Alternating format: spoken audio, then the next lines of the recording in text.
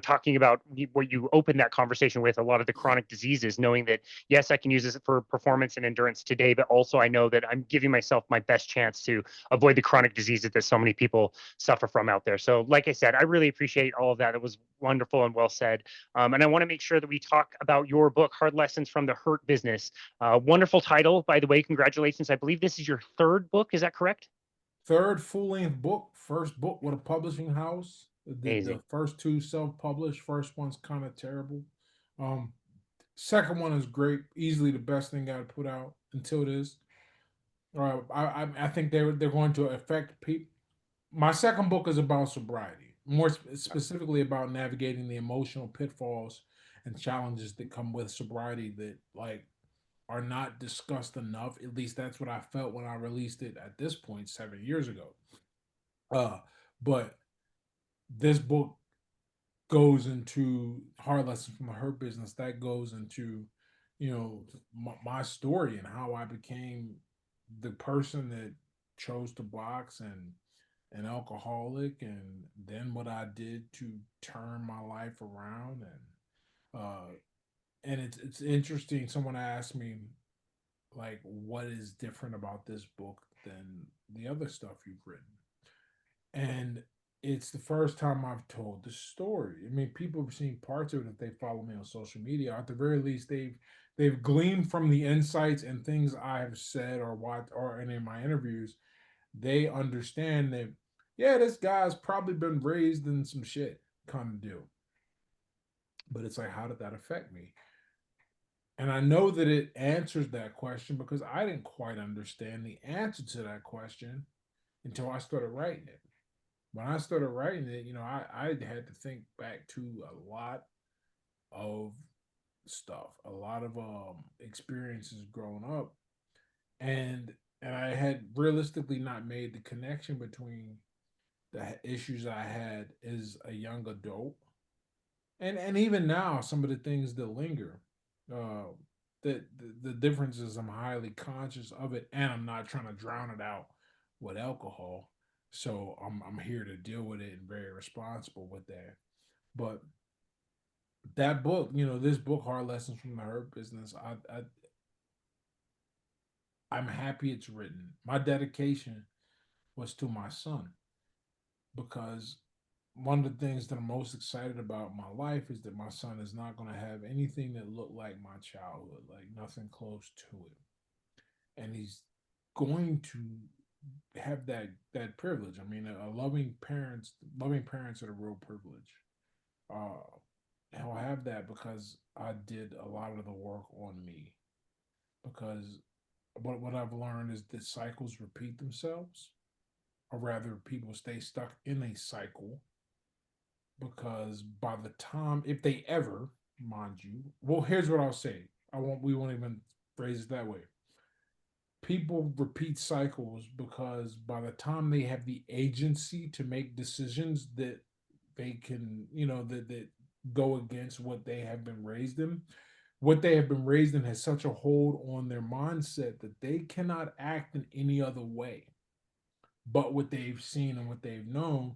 And even if they know consciously, like intellectually, this is a dumb idea, they cannot help how they respond, react, how they think. The severity of the outcomes might be different or might be less because they realize maybe I shouldn't rob this guy because that's a stupid thing to do and I don't want to go to jail. But they're still not going to have the but if no one taught them how to deal with money ever, there's a story I tell in the book. Well, my dad died when I was 18. It's not like we kicked it or closer hung out. He really wasn't there to protect me or guide me or anything like that. But when he died, I guess he had a soft spot in his heart, and he had an insurance policy, and the insurance policy gave me $55,000. Now I'm an 18-year-old kid, raised in the projects, been working in some capacity or another since I'm 11. So I don't really understand anything about money, like nothing. Save, what the hell is save? In 18 months, I had not only spent it all, but I was overdrawn my bank account by $400 to just have enough money to eat. I didn't know anything about my like you give me 55 grand a day, shit, man. We'll hopefully make it grow, but at least stretch that out at least 5 years, in differing capacities, the 2 to 5. Um, so it's stuff like that, Mm.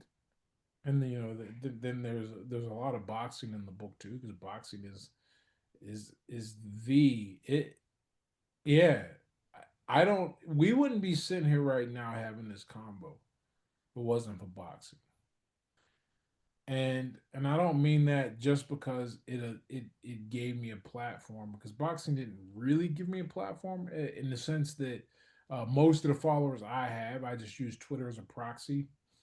They all came after boxing, like way after. Because remember, I was off for like 8.5 years.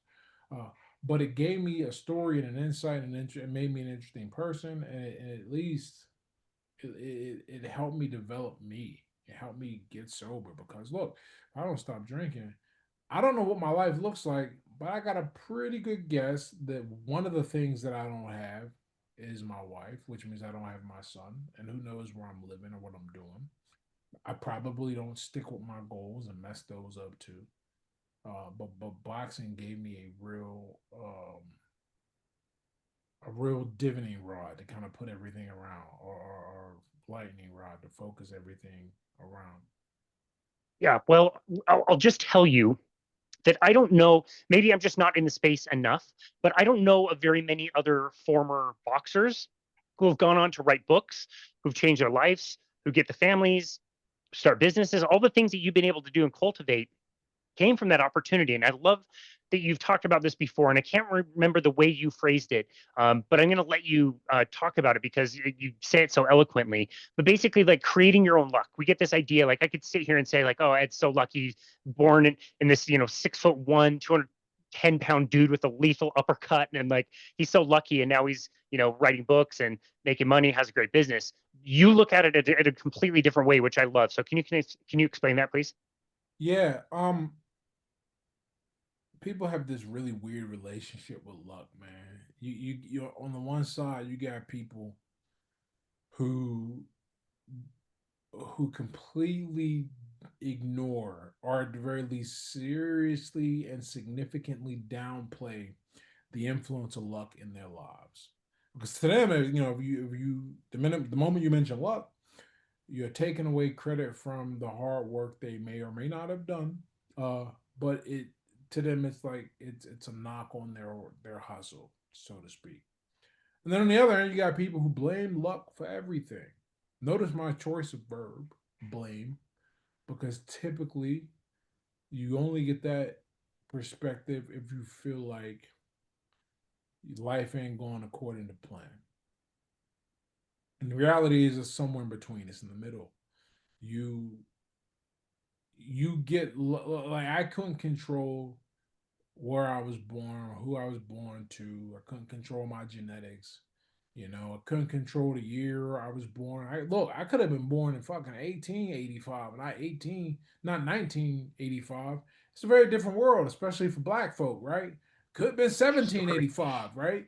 But I was born in 1985. Okay, so I don't have control over my life in that sense. I don't have control over the health complications or issues I may or may not have had. None of that. But I have agency over decisions that I make. And I get more agency the older I get. You don't really have any as a kid, and you get older and older and older. And yes, I'll be the first person to say that um how you were raised influences how you think and behave as an adult. And some people, they, I feel bad because they're cooked before they even know they're in the oven, kind of deal. With that said, you make decisions. You make decisions, and you have to do that. You make your own luck. I always say the best way to know the future is to create it.